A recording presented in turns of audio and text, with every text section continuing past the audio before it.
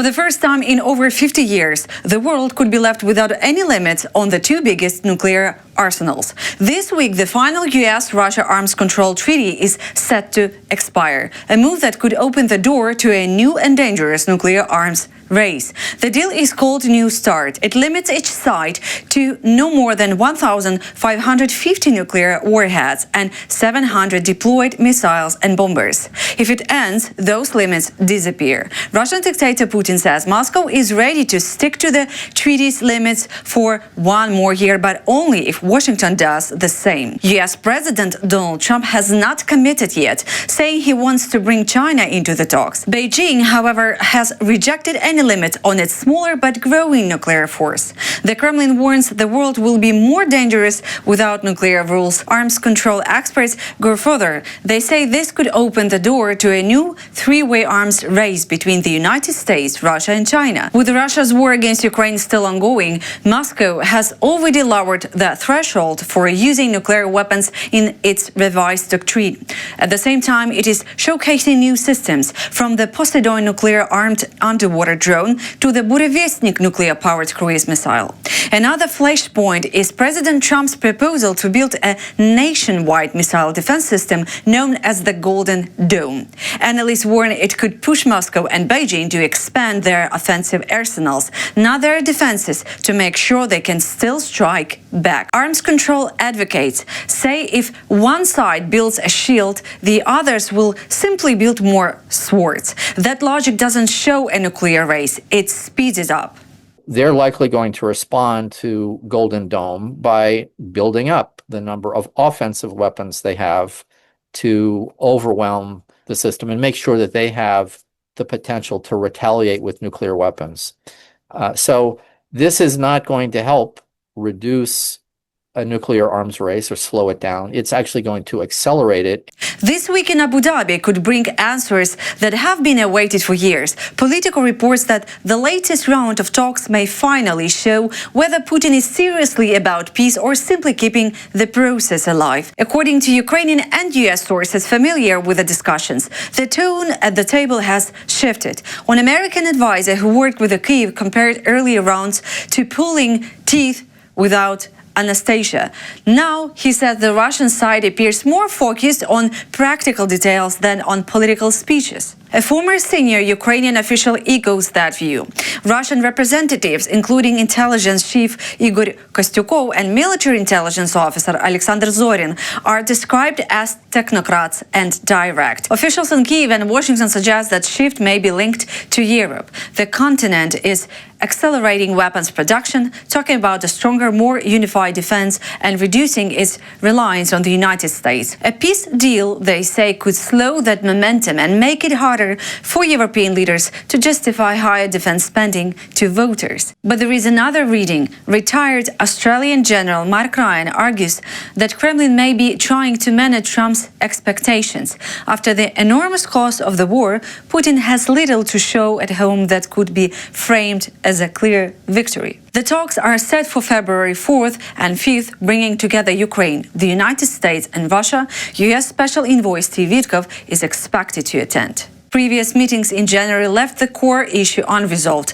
the future of the Donbas. Western media reported that Washington is prepared to discuss security guarantees for Ukraine only after a peace agreement is signed, while Moscow's territorial demands remain the main point of tension. In Washington, peace with Russia is increasingly seen not as the end of the war, but as a point of entry for big business. Inside Donald Trump's circle, the talk is about deals, about investments, about who moves first and into which sectors once the fighting stops. The conversation sounds less like politics and more like a market that is about to reopen. Foreign Policy reports this. Trump's envoy on the Russia track, Steve Witkoff, discusses post-war trade as if the question is no longer whether it will happen, but when.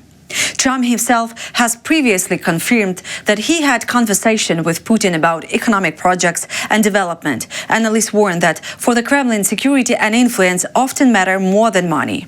Trade can create a sense of calm, but it does not guarantee that decisions in Moscow will change. Journalists point out that this has happened before. After the collapse of the Soviet Union, the West invested heavily in Russia. The European Union became one of the Moscow's main trading partners. That did not stop the annexation of Crimea. It did not stop the full-scale war either. Today, Russia's economy is weaker than those of many smaller European countries. Sanctions and war spending are putting pressure on businesses. In this system, foreign companies often depend less on rules and more on political connections. The strongest pull is once again in energy, oil, gas, raw materials. That is whether the biggest profit meet the biggest risks. U.S. media have already reported that people close to Trump are in talks with Russia about investments and energy assets, including projects linked to pipelines. British analyst tells the publication this: while the war continues, no investments or major business projects should go into Russia. But many are waiting for peace not only as the end of the war, but as the moment to move back in with big deals and big money. Russia's gold cushion may be running out. The Telegraph reports that the surging gold prices since the start of the full-scale war helped Moscow offset losses from falling oil and gas revenues and avoid a deeper economic crisis. According to the paper, the rise in gold prices boosted the value of Russia's reserves by more than $200 billion. But last week, gold fell by nearly 1/5, raising doubts about how long the Kremlin can be financing the war without major economic strain. The problem is compounded by the fact that since 2022, Russia has already sold more than 2/3 of the gold in its national wealth fund. Reserves remain, but they are shrinking fast. At the same time, oil revenues are sliding. The Telegraph says Russia's export income from oil fell by about a quarter last year. In recent months, pressure has increased due to sanctions on Rosneft and Lukoil. Chinese state energy companies have largely paused purchases, wary of secondary sanctions, while India is also cutting back. Russia's Urals crude is now selling at a steep discount to global benchmarks, pushing actual budget revenues down to levels that make the war increasingly expensive to sustain. Analysts warned of a growing oil surplus on the global market. If production is not curbed, prices could fall further, making Russian oil even harder to sell. Pressure is also building on the gas front. China is rapidly expanding its own low-cost domestic production, reducing the appeal of Russian pipeline gas. The future of the Power of Siberia 2 pipeline remains uncertain. The Telegraph concludes that the Kremlin risks losing two critical financial pillars at once: oil and gold. If the gold bubbles burst, Russia's ability to fund the war for much longer could come into serious question. Washington is putting money behind NATO's eastern flank. The U.S. Congress has approved $200 million for strengthening the security of the Baltic states as part of the defense budget for the 2026 fiscal year. The bill passed both chambers, narrowly clearing the House of Representatives and winning strong support in the Senate. It now awaits the signature of President Trump. The funds will go to the Baltic Security Initiative, a program designed to help Lithuania, Latvia, and Estonia build key defense capabilities and stay close aligned with the United States and NATO forces. In a separate budget line, Estonia is set to receive an additional $10 million in security assistance through a different financing program.